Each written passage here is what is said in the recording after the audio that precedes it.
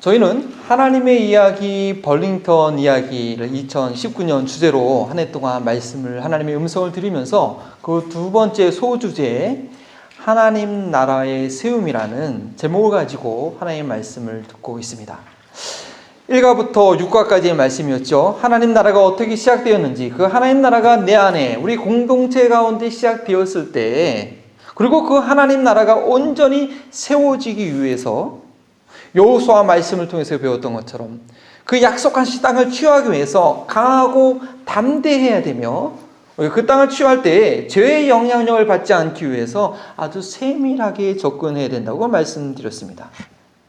또 하나님 나라가 우리 가운데, 우리 공동체 가운데 온전히 세워지기 위해서 우리 안에 남아있는 육을 갖고, 육신의 몸을 갖고 있기 때문에 빠지기 쉬운 그런 죄악의 사이클에서 벗어나기 위해서 세 가지 기억해야 되죠. 뭐였죠? 처음에 간구해야 되고, 각성해야 되고, 하나님 은혜를 간직해야 된다고 말씀드렸습니다.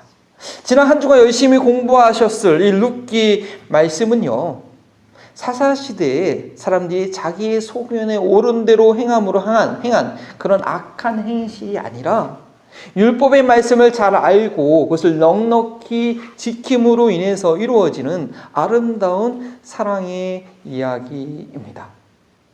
하나님의 말씀을 바로 알고 하나님의 말씀을 바로 이해하고 율법을 이해하고 지켰다고 한다면 그 결과는 무엇일까요? 사랑이어야 합니다. 5과 10계명 말씀드릴 때 말씀드렸죠. 하나님은 사랑이 하나님이시기 때문에 그 율법의 말씀을 행할 때 우리 삶 가운데 사랑이라는 열매가 맺혀지게 되는 것입니다. 하나님의 나라가 우리 가운데, 내 마음 가운데 세워지는 것은요, 다른 것이 아니라 사랑이 열매 맺는 과정이라는 것입니다. 바로 이 룻기의 말씀은 어떻게 하나님의 사랑이 나타나게 되는지, 하나님의 사랑이 이루어지기 위해서 뭐가 필요한지 알려주는 그런 사사시대의 암흑수 가운데, 그 진압 가운데 핀 연꽃처럼 아주 그 사사기의 시대를 밝혀주는 그런 이야기입니다. 룻기 이야기를 아시나요? 오늘날에도 이 룻과 같은 그런 여인이 있을까요? 네. 인터넷에 좀 찾아보니까요, 어느 교회 홈페이지에 이런 아름다운 이야기가 있었습니다. 시간이 좀 걸리지만 읽어드리기 원합니다. 시어머니께서 돌아가셨습니다. 신랑이 늦둥이라 저와 나이 차이가 50년이 넘게 나시는 어머님, 저 시집 오고 5년 안에 치매 걸리셔서 저 혼자 4년간 똥오줌 받아내고 병원에서 잘 씻지도 못하고 딸내미 얼굴도 못 보고 매일 한 잔씩 먹고 간이 침대에 쭈그려 잠들고 4년간 남편 품에 단 한 번도 잠들지 못했습니다. 간병한 얘기를 하는 거죠. 어머니께서 힘이 없으셔서 변을 못 넣으실 때 제 손가락으로 파내는 일도 거의 매일이었지만 힘들지 않다고 평생 이짓해도 좋으니 사람에 계시라고 할 수 있었던 이유는 정신이 멀쩡하셨던 그 5년간 베풀어 주신 사람 덕분이었습니다. 제 나이 33세에 먹도록 그렇게 선하고 지혜롭고 어진 일을 본 적이 없습니다. 알코올 중독으로 정신치료받고 계시는 제 아버지, 그런 아버지를 견디다 못해 제가 10살 때 집 나간 소식 없는 엄마, 상습절도로 경찰서 들락달락 하는 오빠, 그 밑에서 매일 맞고 울면서 자란 저를 무슨 공주님인 줄 착각하는 신랑과 신랑에게 모든 이야기를 듣고 눈물 글썽이며 한시라도 빨리 데려오고 싶다고 2천만 원짜리 통장을 내어주시며, 어떤 나라에서는 남의 집 귀한 딸 데리고 올 때 소 팔고 집 팔아 지참금 주고 데려온다던데 부족하지만 받으라고 그 돈으로 하고 싶은 혼수 사고 싶은 거 사서 시집 오라고 하셨던 어머님. 부모정 모르고 큰 저는 그런 어머님에 반해 신랑이 독립하고 살던 아파트 일부를 처분하고 어머니 집에 들어가서 셋이 살게 되었습니다. 신랑이 10살 되기 전에 과부되어 자식 5을 키우면서도 평생을 자식들에게 조차 언성 한 번 높인 적이 없다는 어머니. 50 넘은 아주머니께서도 평생 어머니 화내시는 걸 본 적이 없다고 하시네요. 바쁜 명절날 돕지 못할 망정 튀김 위에 설탕판 깨뜨려 튀김도 다 망치고 병도 깬 저에게 1초도 망설임 없이 아무 소리 말고 있거라 하시고는 늙으면 죽어야 한다며 당신이 손이 힘이 없어 놓쳤다고 하시던 어머님. 단 거 몸에 안 좋다고 초콜릿 쩝쩝 먹고 있는 제 등짝을 때리시면서도 나갔다 들어오실 때 군것질거리 사들고 공주야 엄마 왔다 하시던 어머님, 명절이나 손님 맞을 때 상 차린 거 치우려면 아직 다 안 먹었단다 방에 가 있어라 하시곤 소리 안 나게 살금살금 그릇 치우시고 설거지 하시려다 저에게 들켜 서로 어머니 왜 하세요? 네가 왜 하니? 실갱이 하게 되었죠. 제가 무시 그리 귀한 몸이라고 일시키 그저 아까우셔서 벌벌 떠시던 어머님, 치매에 걸려 보니 이름도 나이도 모르시면서도 험한 말씨 한 번 안 쓰시고 그저 곱고 귀여운 어린 아기가 되신 어머님. 그 외에 더 스토리가 있는데 한참 읽다 보면 시간이 넘어갈 거라서 이런 이야기가 있기도 합니다. 제가 우리 룻기 말씀을 통해서 사랑하면 희생합니다 라는 그런 제목으로 말씀을 전하기 원하는 것은요, 이 룻기에 나오는 인물이요, 두 과부 시어머니 나오미와 며느리 룻의 관계, 또한 젊은 과부 룻과 그의 기업 물을 짜낸 그 나이 많은 아버지 뻘 되는 그 보아스의 관계는요, 희생이라는 단어를 빼고서는 이야기가 진행되지 않고 결국 그들의 희생의 열매는 사랑의 열매를 맺게 되었기 때문입니다. 어두운 사사의 이 시대 가운데 밝은 빛을 발하는 이 사랑의 이야기는요, 후대에 천년이 지난 이후에 하나님께서 우리 인간들을 얼마나 사랑하셔서 그의 독생자 예수 그리스도를 희생시켰는지 그것을 가르쳐주는 또한 이야기가 됩니다. 그래서 룻기 4장 그 마지막 부분에는 다윗 왕의 족보를 표현하면서 그것을 그림자처럼 우리에게 알려주고 있습니다. 먼저는 룻이 어떠한 희생의 삶을 살았는지 우리가 한번 살펴보도록 하겠습니다. 룻은요, 시어머니를 따라 베들레헴으로 가겠다고 하는 것, 그것은 그야말로 자신의 삶을 소문들이 채 내려놓는 그런 희생이었습니다. 베들레헴에서 룻은요, 누구였죠? 이방 여인이었습니다. 모압과 이스라엘은 왼수지간이었죠. 그 이방인으로서 베들레헴에서 산다는 건 쉽지 않은 일입니다. 그나마 시어머니 나오미를 모시고 있으면 귀화한 이스라엘 여인이라고 인정을 받을 수 있겠죠. 나오미가 말한 대로 나오미가 다시 결혼을 해서 아이를 낳아서 그를 다시에게 이 룻에게 주기까지는 시간이 너무 길기 때문에 기다릴 수도 없는 그런 상편입니다. 롯의 남편, 말론을 대신할 남편을 얻기에는 가능성이 없는 그런 상황이라는 것이죠. 여기에 대해서는 배경 설명이 좀 보충 설명이 필요합니다. 이스라엘 백성들은요, 그 땅을 대가 이어지지 않도록 그 땅을 받을 그 대가 끊기면 안 되었습니다.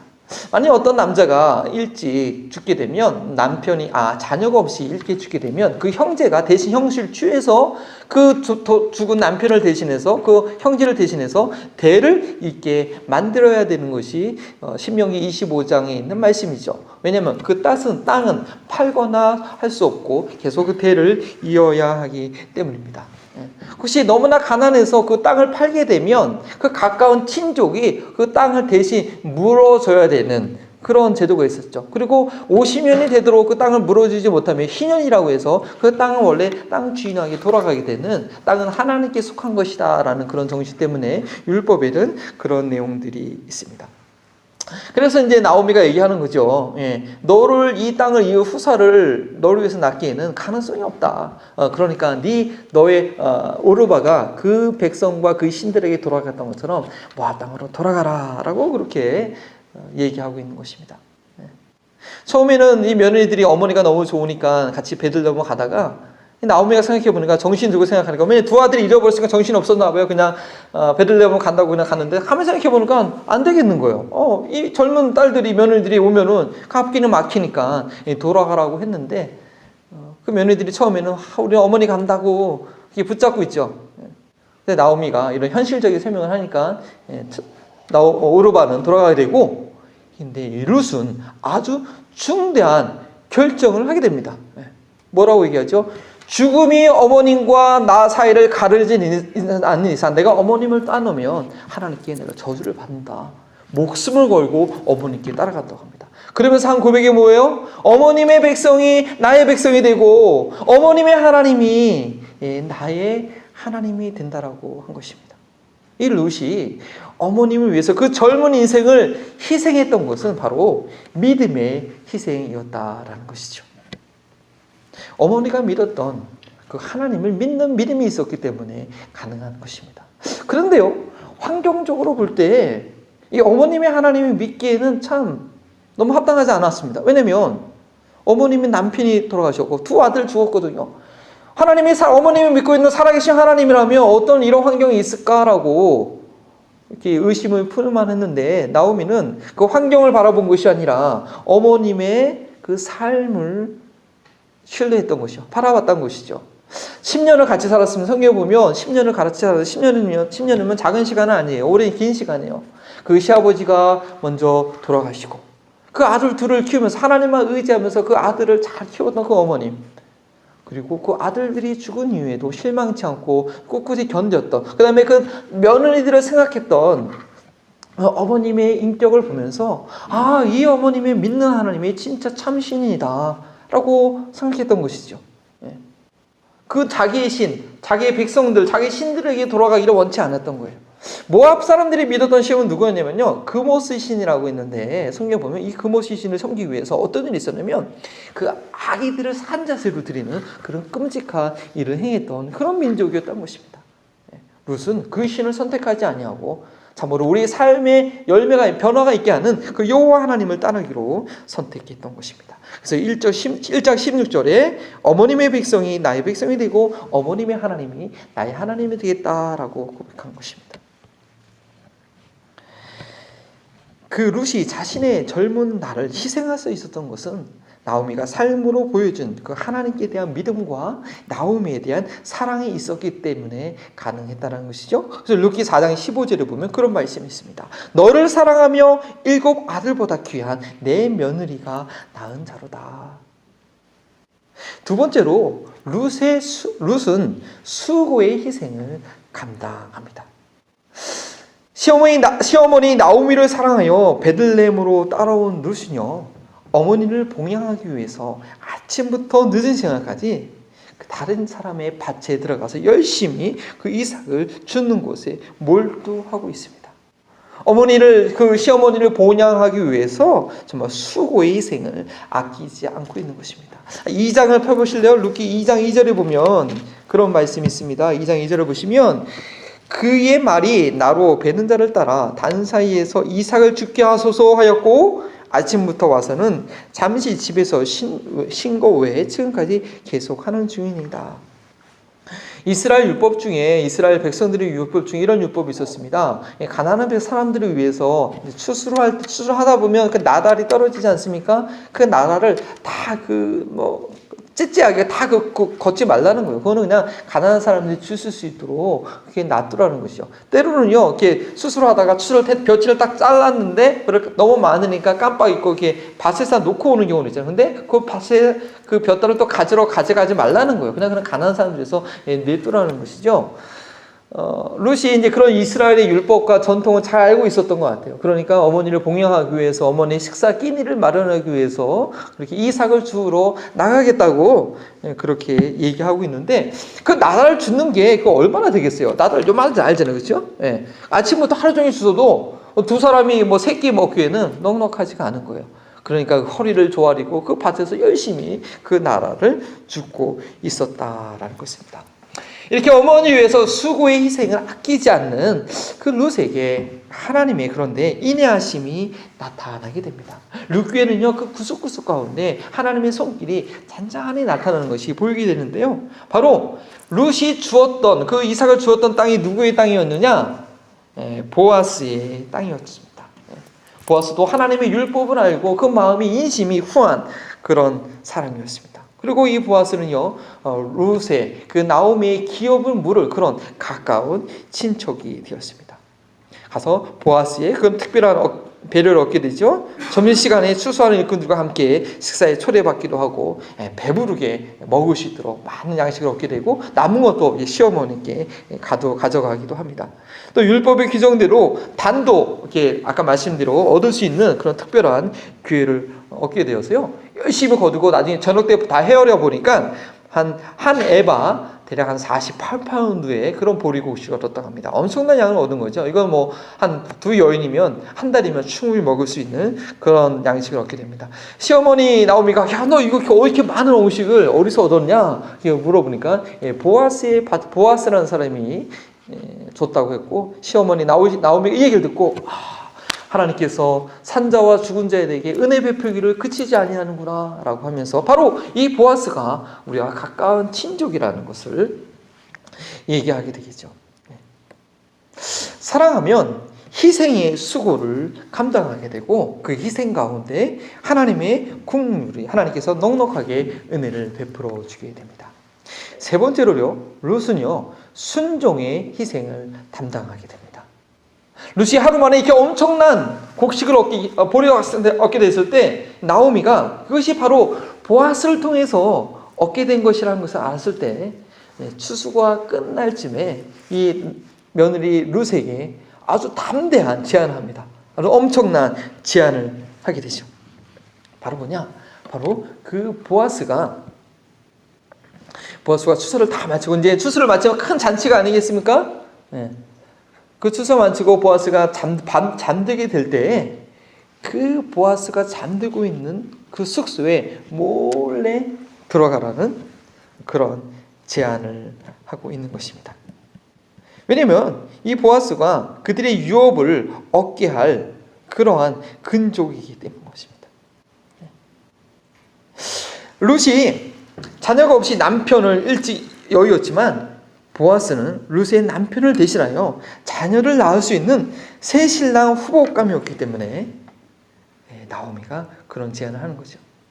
룻에게 예쁘게 꽃단장을 하고 목욕을 하고 기름을 바르고 나오미가 혼이 잠들고 있을 때 살짝 들어가라고 한 것입니다. 그리고 첫날 밤에 역사가 일어나도록 그렇게 제안하고 있는 것이죠. 뭐 추수 잔치나 뭐 먹고 마시고 취하면 정신이 이제 몽롱하니까 그렇게 이제 나름대로 나오미가 제안을 했던 것입니다. 근데요, 이것은요 룻에게 있어서 무척 당황스러운 그런 제안이었습니다. 보아스가 물론 자기의 죽은 남편을 대신할 수 있는 그런 남편 될 자격이 있는 사람이기는 했지만 나이 차이가 워낙 나거든요. 10살 차이만 해도 뭐 요즘에 한 10살 차이 그런 부부 있잖아요.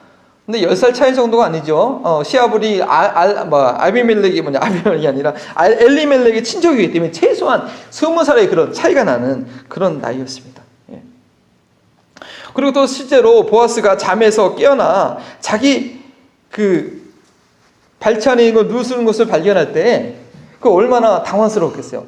또 룻이 자기가 먼저 그렇게 여성으로서 보아스한테 자기를 취해달라고 얘기한다는 거요. 여성의 자존심으로 볼 때 참 어려운 일이었습니다. 아무리 시어머니 나오미를 신뢰한다 할지라도요, 여성의 자존심과 체면을 생각한다면 쉽지 않은 제안이었던 것이죠. 그러나 룻은 시어머니를 사랑했기 때문에 그 순종의 희생을 감당합니다. 3장 5절에 이렇게 고백하지 않습니까? 룻이 말씀이 이렇게 나오고 있습니다. 룻이 시어머니에게 이르되 어머니의 말씀대로 내가 다 시행하리라. 룻은 어머니를 사랑했기 때문에 순종의 희생을 감당합니다. 두 번째는요, 보아스의 희생에 대해서 저희가 한번 살펴보고자 합니다. 보아스가 어떤 희생을 했을까요? 보아스는 편견을 내려놓는 희생, 욕심을 내려놓는 희생, 재물을 내려놓는 그런 희생을 감당합니다. 첫 번째 보아스는요, 남들이 가지고 있던 그런 편견을 내려놓습니다. 편견을 내려놓는 것이 희생이 될 수 있을까요? 네, 물론 희생입니다. 왜냐면 다른 사람들은 다 룻이나 나오미에 대해서 이렇게 수근수근대면서 아우 저기 모압 땅에 내려갔다가 남편도 잊어버리고 두 아들도 잊어버린 저들이 이렇게 왔대 이렇게 수근수근 되고 있는데 자기만 그들에 대해서 좋게 생각하면 왕따 되는 거죠. 좀 이상하게 생각이 되는 거죠. 그러나 보아스는 남들이 어떻게 생각하든 그 시선을 바라보지 않고 룻에 대한 그러한 환대와 환영과 격려를 하게 됩니다. 1장을 다시 펴보시면요. 1장 19절에 그런 말씀이 있습니다. 온 성읍 사람들이 그로 말미암아 떠들며 이르기를 이가 나오미가 아니냐 나오미냐 하는지라. 이에 대해서 나오미는요, 자기를 나오미라고 하지 말고 마라라고 부르라고 합니다. 하나님께로부터 징벌을 받은 자라고 스스로 고백하는 거죠. 모압에서 남편과 두 아를 잃고 다시 고향으로 돌아온 나오미와 그 며느리 룻은요, 말거리가 될 수밖에 없었고, 그것을 인식하듯이 그 나오미는 그 공동체에 속하기 위해서 자기의 연약함을 고백할 수밖에 없었던 그런 참으로 안타까운 상황이라는 것입니다. 특별히요, 룻에 대한 인식이 곱지 않았을 거예요.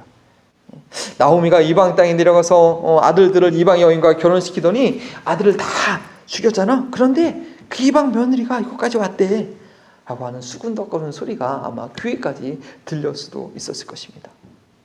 그래서 룻이요, 보아스를 처음 만났을 때 그 한 말을 보십시오. 한 장 넘겨서 2장 10절에 보면 이렇게 얘기하고 있습니다. 자신을 바짝 그 보아스 앞에 낮추면서 나 같은 이방 여인을 어찌 돌아보십니까? 라고 이야기하고 있는 것입니다. 그러나 보아스는요, 룻의 행실에 대해서 다른 관점으로 보고 있습니다. 2장 11절 내용. 보아스가 그에게 대답하여 이르되 내 남편이 죽은 후로 내 시어머니에게 행한 모든 것과 내 부모와 곡을 떠나 전에 알지 못하던 백성에게로 온 일이 내게 분명히 알려졌느니라. 이 사실 자체는 베들레헴 사람들도 다 알고 있는 거예요. 근데 그것에 대한 해석은 베들레헴 사람들과 달랐죠. 12절이죠. 여호와께서 내가 행한 일에 부답하기를 원하며 이스라엘의 하나님 여호와께서 그의 날개 아래 보호를 받으러 온 내게 온전히 상 주시기를 원하노라 라고 그 룻의 행동에 대해서 다른 평가를 하고 있는 것입니다.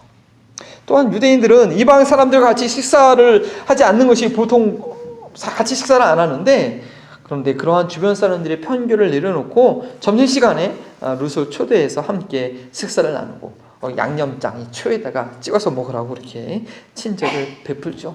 아마 보아스 자체가 그 어머니가 누구였습니까? 마태복음 1장 족보에 보면 여리고성의 이방 여인 라합이었습니다. 그 라합의 아들로 태어나면서 나름대로 그 유대 사회 가운데서 편견을 심했던 것 같아요. 편견의 아픔을 많이 당했던 것 같아요. 그러니까 재력이 있음에도 불구하고 늦은 나이가 될 때까지 혹시 결혼을 못했던 게 아닌가. 본인이 겪었던지 모르지만 그 편견을 내려놓고 룻을 사랑으로 대합니다. 두 번째, 보아스는요, 룻을 진정으로 사랑했기 때문에 욕심을 내려놓는 그런 희생을 합니다. 타작마당에 먹고 마시는 흥겨운 잔치가 끝나고 고온이 잠들어 있었는데 자신의 발치에 누워있는 그 룻을 발견했을 때 얼마나 놀랐을까요? 더구나 룻은 새색시처럼 단장하고 타서곤히 누워있는 것입니다. 그리고 그 젊은 처자가 당신이 기업 물을 짜이니 자신을 거두어달라고 요청하고 있는 것입니다. 늙은 노총각으로서는요, 가슴이 떨릴 수밖에 없는 그런 순간입니다. 사랑했기 때문에 편견을 내려놓고 룻에 대해서 좋은 감정을 가지고 있었지만, 자신의 그녀의 기러운 부를 자기는 했지만 가장 가까운 친척이 아니었기에, 또한 자신과는 너무나 나이 차이가 너무 났기에 감히 생각하지 못하고 멀리서 보기 바라보고 있었던, 그 추수 기간 내내 멀리서 보고만 있었던 그 여인이 내 잠자리에 지금 방금 들어온 거예요. 그러고 있으니 자신의 육신의 욕심대로 한다면 한 건 술 취할 수도 있었기 때문에 그 육신의 정욕으로 인해서 금방 취할 수 있는 그런 상황이라는 거죠. 요즘 영화나 드라마를 보면 금방 일어날 수 있는 그런 해풍이 일어날 수 있는 그런 상황입니다. 그러나 보아스는 정신을 차렸습니다. 룻을 진정으로 사랑하는 마음이 있었기 때문에 자신의 그 편이, 자신의 그 욕심을 내려놓았다라는 것이죠. 그는 하나님의 율법을 존중하는 선택을 합니다. 자기보다 먼저 더 가까운 그런 친족이 있기 때문에 그에게 먼저 기업을 물을 그런 의무를 먼저 제시하고 그 다음에 그가 감당하지 않겠다면 자기가 하겠노라고 그렇게 룻에게 약속을 하게 됩니다. 루시 먼저 원했다는 그런 핑계로 그냥 손쉽게 덜썩 취하지 않았다는 것이죠. 룻을 진정으로 사랑하기에 자기 욕심을, 자기의 육신의 정욕을 내려놓을 수 있었다라는 것입니다. 이것이 진정한 사랑을 표현하는 희생이었습니다. 세 번째, 보아스는요, 뭐니 해도 머니를 내려놓았습니다. 자신의 재물이 희생되는 것을 아까워하지 않았습니다. 사랑한다고 한다면 돈을 쓸 수 있어야 돼요. 돈을 쓸 수 있어요. 돈을 쓰지 않는다고 하면 그건 거짓말이죠. 나오미의 그 첫 번째 가장 가까운 그 근족이 처음에는 자신의 그 땅을 나오미를 위해서 내가 물가 대신 사고 내가 그 돈을 주겠다라고 했는데 그렇게 처음에는 받아들였어요. 그때 보아스가 뭐라고 얘기하냐면 그러면 히든 카드를 내밀죠. 그 땅에 기업물을 짜가 생기게 하기 위해서 누구도 룻도 취해서 애를 낳게 해줘야 된다. 그렇게 얘기하는 거야. 그러니까 그 기업물을 짜가 뭐라고 해요? 아이고 그러면 내 기업에 손해가 되니까 나는 못 물어겠다. 네가 대신 물어라. 그렇게 얘기하거든요. 이게 무슨 말이냐면 이 첫 번째 근조 이름도 안 나와요. 예. 근데 이 나오면 룻이 왔을 때 그 소문을 이제 친족에 대한 좀 관심이 있었으며 가장 가까운 친족이니까 좀 관심이 있었을 때 정말 돈밖에 모르는 사람이었나요. 예.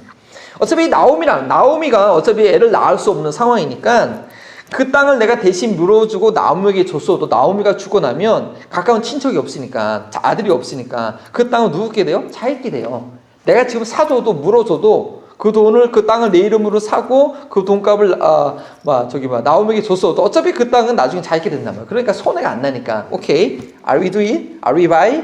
그랬는데 룻이 있었네. 멜론의 아내였던 룻이 있었네. 그 룻을 통해서 나오미의 그 기업, 엘리멜렉의 기업을 낳을 그 자녀를 이렇게 낳게 해줘야 된다는 거예요. 그러면 자기 땅이 안 됐어요. 그러니까 자기 재산이 손해가 난다니까 그렇게 못한다고 그런 거예요. 그때 보아스가 오케이, no problem, I'll do it. 그래서 내가 4장 9절과 10절 보세요. 4장 9절과 10절 보면 그렇게 얘기하고 있습니다. 9절에 보아스가 장로들과 모든 백성에게 이르되 아주 공평합니다. 내가 엘리멜렉과 기론과 마르논에서 있던 모든 것을 나오미의 손에서 산 일에 자기가 산다는 거예요. 너희가 오늘의 증인이 되었노라. 또 플러스 말론의 아내 모압 여인 룻을 사서 나의 아내로 맞이하고 그 죽은 자의 기업을 그의 이름으로 세워 그의 이름이 그 형제 중과 그곳 성문에서 끊어지지 아니하게 할 것을 오늘 너희 증인이 되었느니라라고 그렇게 얘기하고 있습니다. 이 첫 번째 근족은요, 자신의 재산이 손해날까봐 뒤로 물러났지만 보아스는요, 자신의 재산을 희생하면서도 기쁜 마음으로 룻을 취하게 됩니다. 이건 마치 마태복음에 그 젊은 부자 관원이 예수님께 나와서 자기가 율법을 다 지켜냈다고 그러면서 어떻게 하면 구원을 받겠나고 했을 때 예수님께서 뭐라고 하죠? 네, 전 재산을 팔아서 나를 팔고 나를 따르라고 했을 때 그 재물 때문에 욕심 때문에 예수님을 따르지 못했던 그런 안타까운 청년 같은 모습을 발견하게 됩니다. 하지만 보아스는 그 재물에 대한 욕심을 희생함으로 나중에 어떻게 됩니까? 마태복음 1장에 예수님의 족보에 바로 보아스와 룻의 이름이 당당하게 기록되어 있는 것입니다. 보아스가 룻을 취하는 것은요, 그리스도께서 죄인을 취하여 구속하는 사건을 보여주는 그림자로도 저희는 이해할 수 있습니다. 자신의 소견에 옳은 대로 행하던 그런 혼란이 반복되는 사사시대에 희생을 통해 사랑을 이룬 이 보아스와 룻의 이야기를 통해서 저희는 무엇보다도 하나님께서 우리를 사랑하셔서 하나님께서 우리를 얼마나 사랑하셔서 그 아들을 희생하는지에 대한 이해를 저희가 이해할 수 있어야겠습니다. 하나님의 희생. 하나님의 사랑은 어떤 사랑입니까? 요한복음 3장 16절 말씀 너무나 잘 알고 있는 말씀이죠. 하나님이 세상을 이처럼 사랑하사 독생자를 주셨으니 이는 누구든지 너를 믿는 자마다 멸망치 않고 영생을 얻게 하려 하심이라. 그 독생자를 내어주신 희생이었습니다. 룻이 시어머니 나오미를 사랑했기에 그의 젊음을 희생했습니다.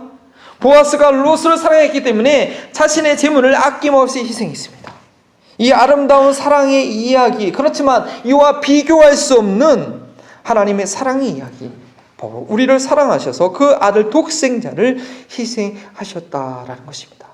우리가 그 사랑을 알아야 됩니다. 그 희생을 알아야 된다는 것입니다.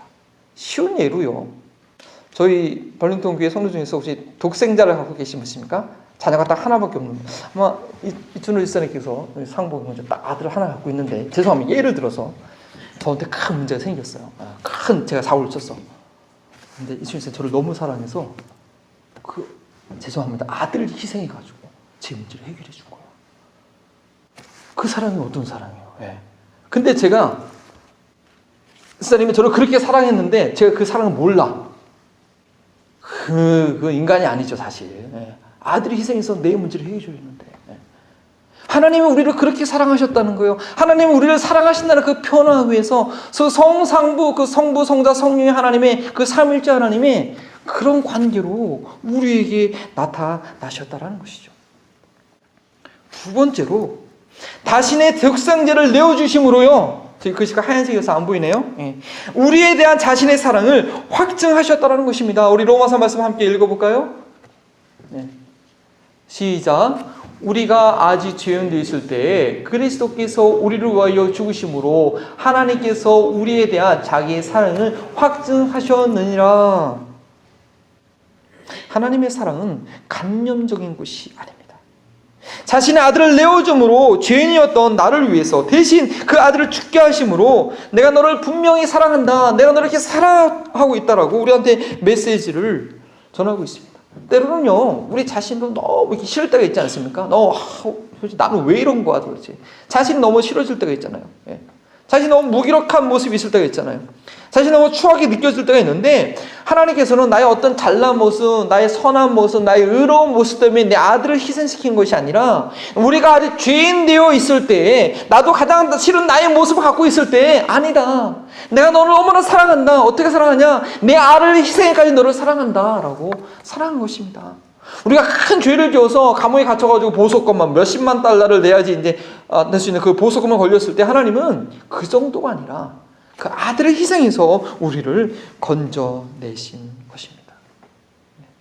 하나님께서 왜 그렇게 그 아들을 희생했나요? 세 번째, 그 아들을 희생한 것은, 그 독생자를 내어주신 것은 우리를 살리기 위함이십니다.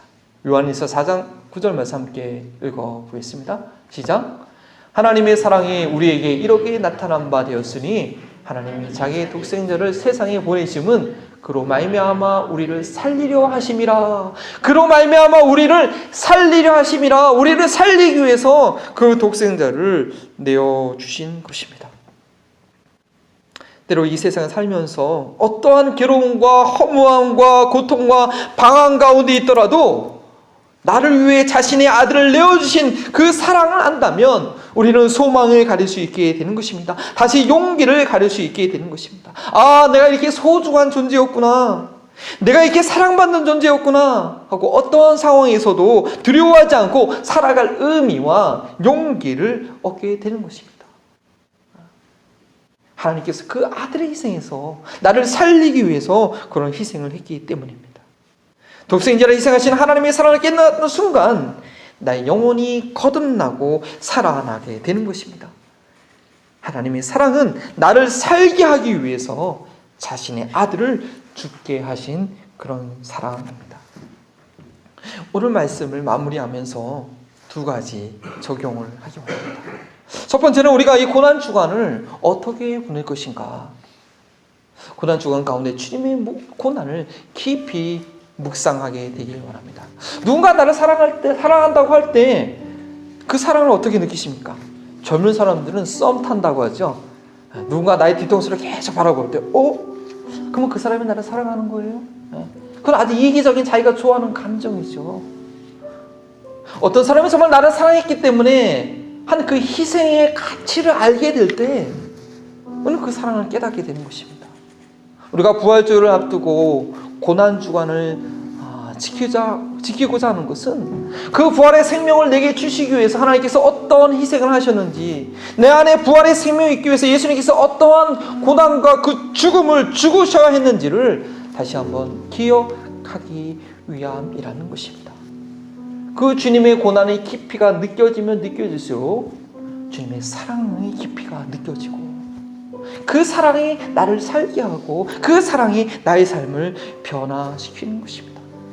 우리가 주님의 고난을 기억하고자 한 주간 특별 새벽 기도를 하고 또 금요일날 함께 모여서 기도하고 또 전도하러 토요일날 나가는 것이 아닙니까? 이 고난주간을요 그냥 보내지 마시고 그동안 즐기던 것 자제하시고 하루에 한 끼라도 금식하면서 주님의 그 고난에 동참하는 저희가 됨으로 인하여 그 생명의 능력이 다시 한번 우리 가운데 회복되는 은혜가 있기를 원합니다.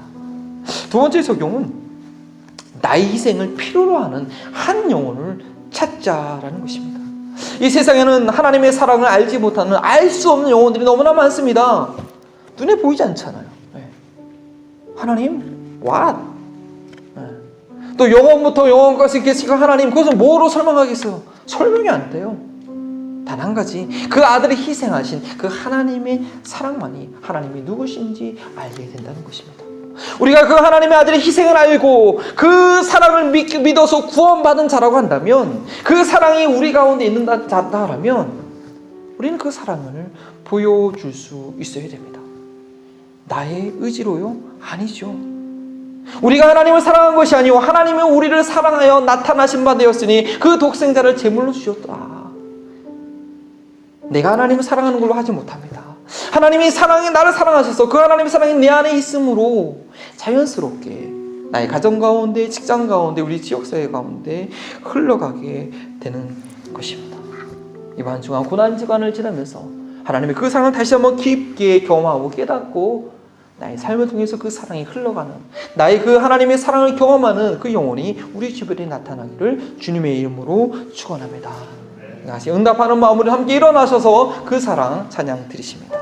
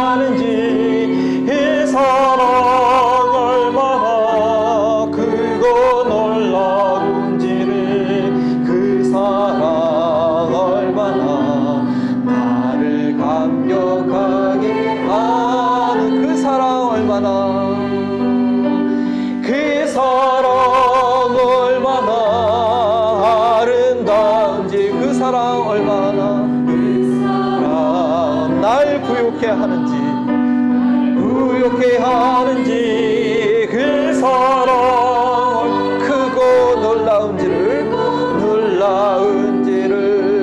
그 사랑 얼마나 나를 감격하게 하는지. 우리 그 하나님의 사랑을 생각하면서 손을 가슴에 모으고 잠깐 묵상하시면서 조용히 생각하시면서 이 가사를 생각하시면서 함께 기도하기 원합니다. 주님, 네가 이 세상의 헛된 사랑을 쫓아 방황했던 나의 영혼은 아닙니까? 세상에 변치 않는 사랑으로, 그 무엇과도 바꿀 수 없는 사랑으로 나를 사랑하신 그 하나님의 사랑, 이 고난주간을 통하여서 더 분명하게 나의 삶의 실체 가운데 보이지 아니한 하나님, 공기를 잡는 것 같은 그런 하나님이 아니라 나의 고난과 나의 아픔 가운데 함께 하신 하나님, 그 고난을 대신 지기 위해서 이 땅에 오신 그 하나님, 그 사랑의 하나님을 확신하는 그 하나님의 사랑이 항상 우리의 마음 가운데 넘쳐나기를 소원하는 마음으로 우리 주님께 마음을 드립니다.